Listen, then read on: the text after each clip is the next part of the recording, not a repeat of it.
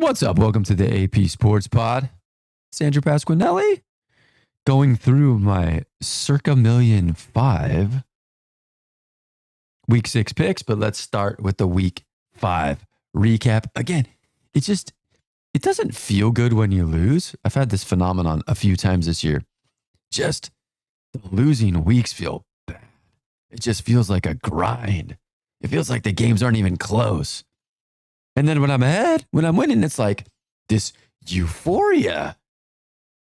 But every time this year, whether I've had the agony of defeat or this euphoria, I end up looking at the results and it's like, it was close to being the other side. So this week here, Jacksonville and Buffalo. I didn't think the game was that close. Buffalo lost by 5. I think they could have lost by double digits easily. Forced a couple turnovers on Trevor Lawrence. I don't think the game was that close. Buffalo wasn't in that one as far as I'm concerned. Houston and Atlanta. This is the flip-flopper. Houston's competitive. They don't get any touchdowns the entire game. If they get one touchdown, they win, they cover. They get no touchdowns. Bunch of field goals. Atlanta goes down the field at the end of the game. Kicks a game-winning field goal and a game-covering field goal to win the game by 2. So this is what I'm saying. It's a 2-3 week, a losing week, and it's like one play away from being a winning week and flipping the whole thing around. Cincinnati and Arizona, I still think that was the right call. Cincinnati is playing better, but at the end of the half, buried in their own end zone, the Cardinals throw a pick 6. So they get a late game or late half pick 6. Cincinnati turns around, gets the ball to start the third quarter and scores on a 75-yard bomb to Jamar Chase. 14-point swing within close proximity there. Bada bing, bada boom. Arizona out. Although I thought they were more competitive than the final score. And then we've got the Eagles and the Chiefs. If you watch the other show on the Westgate Super Contest, I'm trying to tell my buddy, you love favorites. You're telling me you don't want the Eagles and the Chiefs, 2 of the better teams in the NFL, at a maximum of only giving up 4 points? I loved those picks. Both of them were solid wins. It was a little teeter-tottery in the fourth quarter if you were watching the games. But anyway, solid covers there. So Buffalo wasn't close. Arizona, as it turned out, wasn't close. 50-50 game on Houston and Atlanta, and the other two. It took the better teams. And they won and covered. All right. So let's direct our attention forward to week 6. What do we like in week 6? And I'm going to have my notes here for this. Holy criminy. You see the Washington Commanders on there. For some reason, this week, I like the Washington Commanders. I don't like Atlanta. I've picked against Atlanta a couple times this season. I probably lost both of them. So here we are. We're going to go for 3 for 3. But this is what I have my notes on Washington. Washington has the better offense. Okay, they have a higher scoring rate, which is something that I just track. They score on a higher percentage of their possessions, and they have a higher touchdown percentage. So they score more often, and when they do score, a higher percentage of their scores are touchdowns. They do have more giveaways, so we got to watch the turnovers in this one, as we do in every game. That's going to be probably what determines whether they win outright, in my opinion, or whether they fail to cover. The problem with Washington is their defense is atrocious. So if I'm looking at scoring rate offensively, I also look at scoring rate defensively. They give up points on 57% of their defensive possessions. That is insanely bad. My question is, and we're going to find out, and I guess this is what I'm betting on, is the Atlanta offense good enough to take advantage of Washington's poor defense? I'm not sure they are. Oh, you can tell me about Drake London and Kyle Pitts and Bijan Robinson. They're 27th in the NFL in scoring, 16.6 points per game. Their last 3 games, 11.3 points per game. Now, here's the thing with Atlanta. They do appear to be better at home. All right. They've won all their games at home, and they score 23 points a game at home. So we should get a better Atlanta effort. But I like Washington coming off their little extended bye. They played Thursday night. They got smashed by Chicago. I think they come back. I believe in Ron Rivera. For some reason, I believe in Eric Bieniemy is going to come up with some wrinkle to outscore the Atlanta Falcons. I think Washington wins this game outright. Other things that I look at when the public fades Washington, and that's the case in this game. They're 2-0 against the spread. All right. So go ahead and bring on the doubters. Their scoring rate when they're behind is 41%. Atlanta's scoring rate when they're ahead is 33%. So that if you're looking for Atlanta to cover, you're going to want them to get ahead and continue to score. They only do that 33% of the time. If you like Washington as a dog and you want them to cover, if they fall behind, you want them to have shown an ability to score. So the edge there goes to Washington. Washington also has a higher fourth quarter cover rate, which means based on the closing line, and I use the Caesars closing lines, they have exceeded expectations in the fourth quarter at a higher rate than Washington. It's close. It's only 7%, but I'm going to add that all up, put it in the computer. I'm not super confident in this pick because Atlanta does play better at home and Washington's a little iffy, but in total, net, I lean Washington plus 2.5. All right, what's next on our list here? Seattle and Cincinnati. Now, this is one of the games that I initially liked right out of the gate, and I haven't talked myself out of it yet. Again, Seattle scores more often and has a higher touchdown percentage. Okay. This probably doesn't matter, but the 49ers had a situation where two consecutive teams that they were going to play played each other in a prior week. Okay, so that is the case here with Seattle. I think this is an advantage for Seattle. Last week, they're on the bye. Cincinnati played Arizona. Their next two opponents are Cincinnati and Arizona. So not only did they have the additional time, they could sit there and watch game film of one game and do double duty on all their research and intelligence they try to gather. So I think that's an advantage. It probably isn't, but I'm going to go with it is. I've got the defensive being about the same with one exception. The Bengals create turnovers. So if Geno Smith is coughing the ball up, whether he's getting smashed on a sack and coughing it up, or whether he's giving candy away like it's Halloween to the Bengals secondary, that'll be a problem. The turnovers will be a problem. But that's the way it is on every game. Seattle's 2-0 on the road. Okay, yes, they did play the Giants, but they also beat Detroit. And again, with the Dogs, they score 50% of the time when they're behind. So I like that. I like that. In the summer, this game was +6. It's down to +2.5. Usually I don't like that. But, and again, this is confirmation bias. When you see a line move that much, it's either, oh, look, Seattle's better. Seattle's better than everybody thinks, or they're better now than people thought over the summer, which could be true, or the opposite could be true for Cincinnati. Right. Or there's just too much line movement and there shouldn't be that much of an adjustment. And so if you're on the Cincinnati side, you're going to love -2.5. If you're on the Seattle side, you would have loved +6.5. I don't think there's been any public movement on this. Seattle does have a +31% fourth quarter cover rate. However, in the last 3 weeks, Cincinnati's gone 93%, 0% dud, and then 100%. So this game, I think, is going to be close. I think it's going to be nip and tuck. Cincinnati has been playing better. I think Seattle has a prep advantage, and Seattle's been better than people expect. The other thing is one play with Joe Burrow's calf injury, and he's not going to be able to move. Having experienced calf injury recently, both calves, it's tough. It's tough. And it comes and goes. Sometimes it feels great. And then a second later, yikes, it's big time problems. But put that all in the system. I lean Seattle.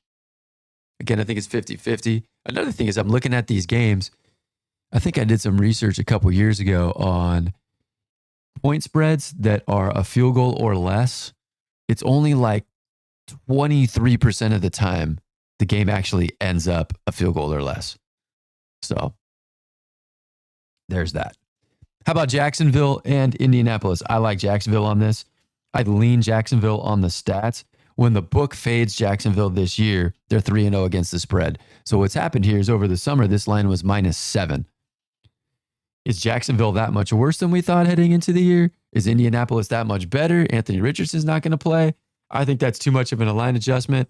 I think that this game should be, I think this game should be closer to 5 or 6.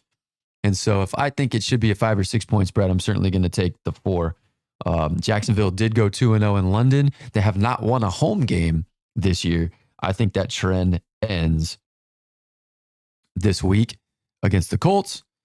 Fourth quarter cover rate, the last 2 games for the Jags, 100%, 100%.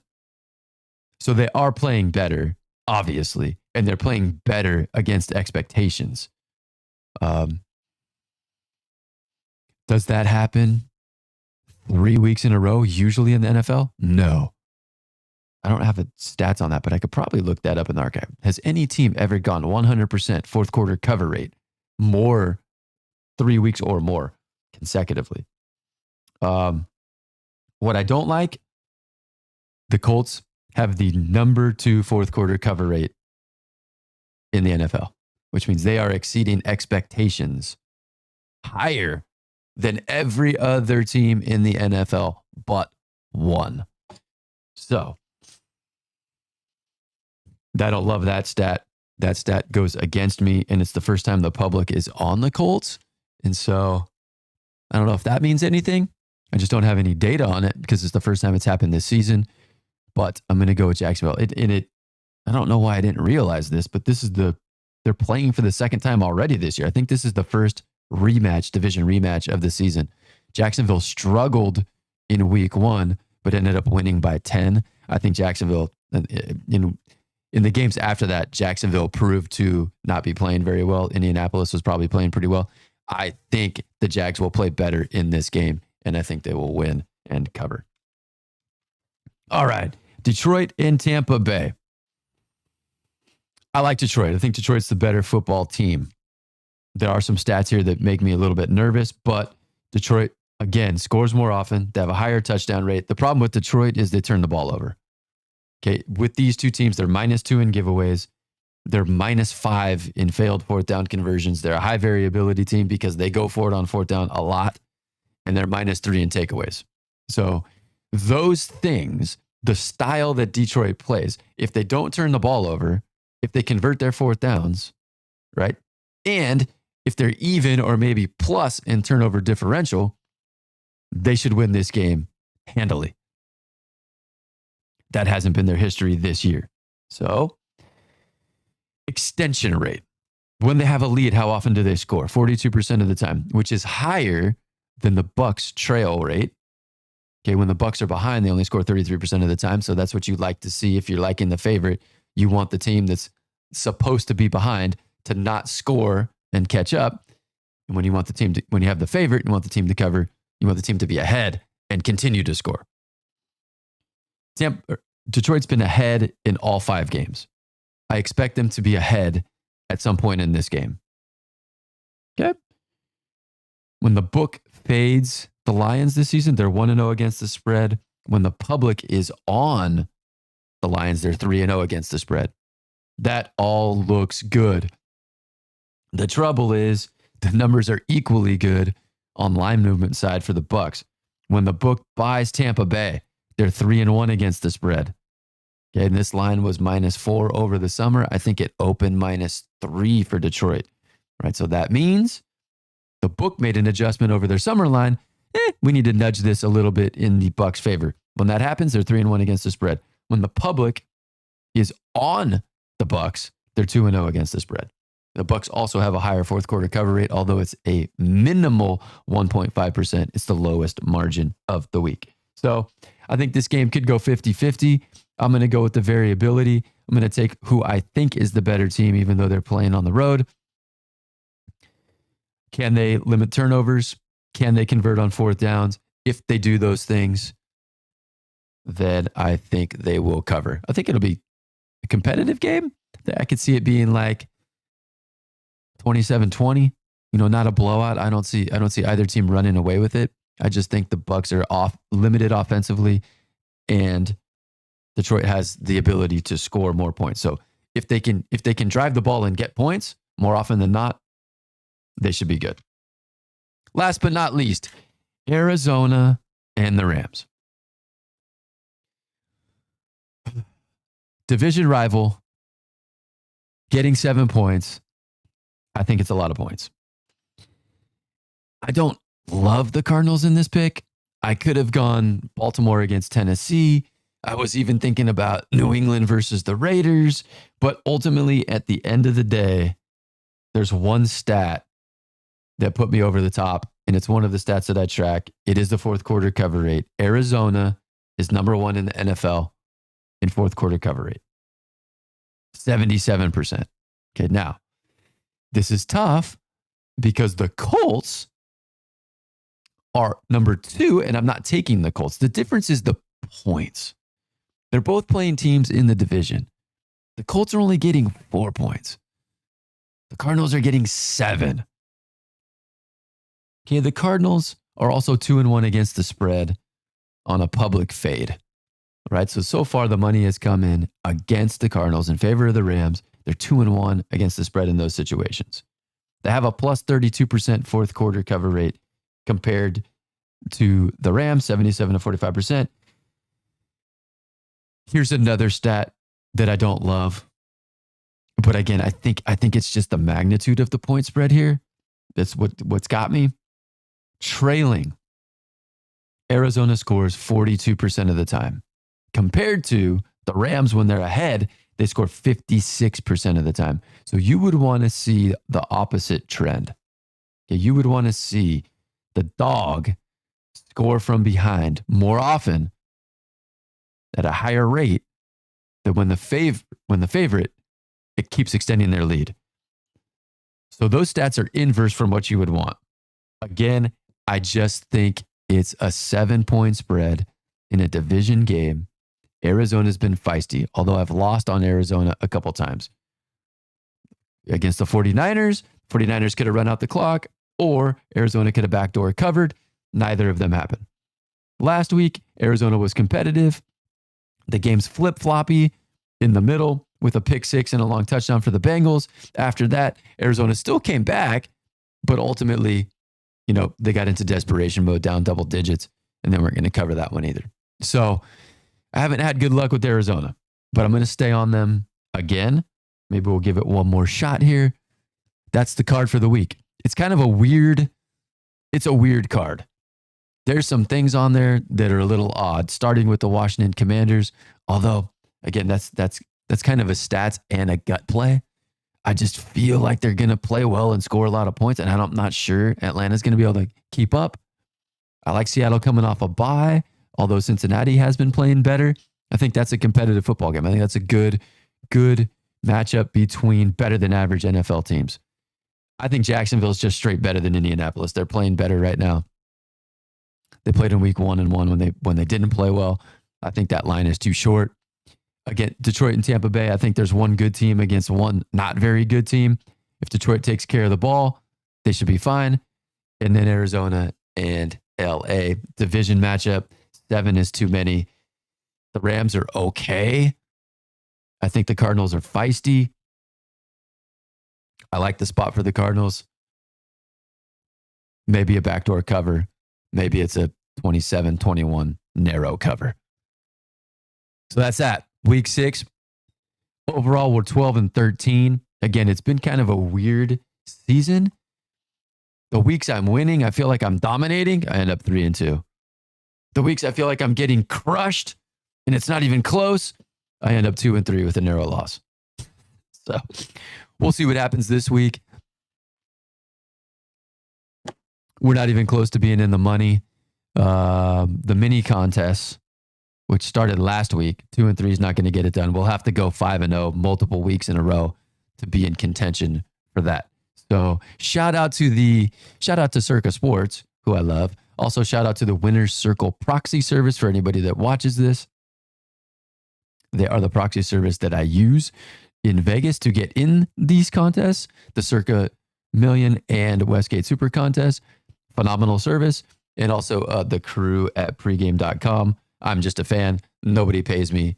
They probably don't want me to use any of their information because I don't typically do very well. We're doing a little bit worse than normal.